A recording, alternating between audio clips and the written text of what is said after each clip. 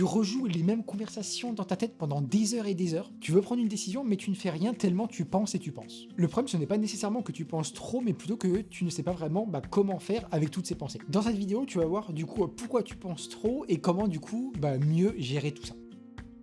Partie 1, pourquoi tu penses trop? Alors déjà, le cerveau, il faut savoir qu'il essaye de te protéger, il anticipe les problèmes, il imagine des scénarios et il veut te faire éviter des erreurs à tout prix. Donc le fait de trop penser, c'est une tentative en fait de contrôle par défaut. Tu penses peut-être que plus penser, ça va te permettre de prendre du coup de meilleures décisions. Mais en réalité, tu crées plus de scénarios, tu augmentes le doute et tu bloques l'action. Le fait de trop penser apparaît souvent quand du coup tu ne sais pas vraiment quoi faire, tu as peur de te tromper ou que tu veux être sûr vraiment à 100%. À part que du coup, il faut savoir que la certitude n'existe en fait vraiment jamais. Partie 2, le vrai problème de trop penser. Le problème n'est pas nécessairement tellement les pensées, mais plutôt que tu prends ça un peu trop au sérieux. Un fait, c'est différent d'une pensée. Ton cerveau produit des hypothèses et non des vérités absolues, mais toi tu les analyses du coup comme étant réelles. Et donc c'est là où du coup tu rentres un peu dans une spirale sans fin et donc où tu penses trop sans vraiment réellement agir.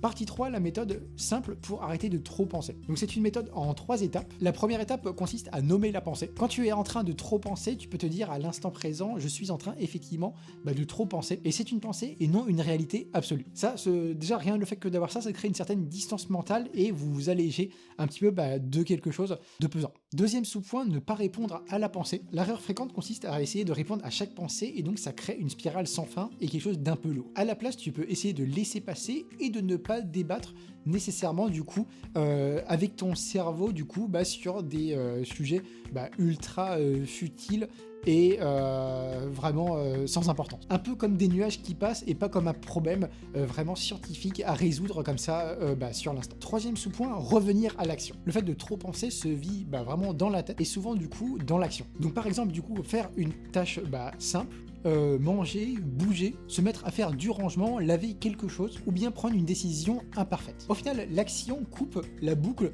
que du coup la pensée entretient. Partie 4, les actions qui aggravent le fait de trop penser. Chercher une réponse parfaite, donc impossible égale frustration, égale encore plus de pensée. Éviter les décisions, plus tu repousses et plus tu penses, et croire que penser va résoudre le problème. Parfois, penser aggrave du coup bien évidemment le problème. C'est un cercle vicieux qui ne se finit jamais réellement. Au final, pour conclure, on pourrait dire que moins tu nourris tes pensées, moins elles prennent de l'importance vraiment dans ta tête. Voilà, mais en tout cas, pour cette vidéo, j'espère vraiment qu'elle vous aura plu. Si elle gagne un petit like, ça fait toujours plaisir pour moi, pour la chaîne, etc. Et puis là, je vous dis à bientôt. Salut!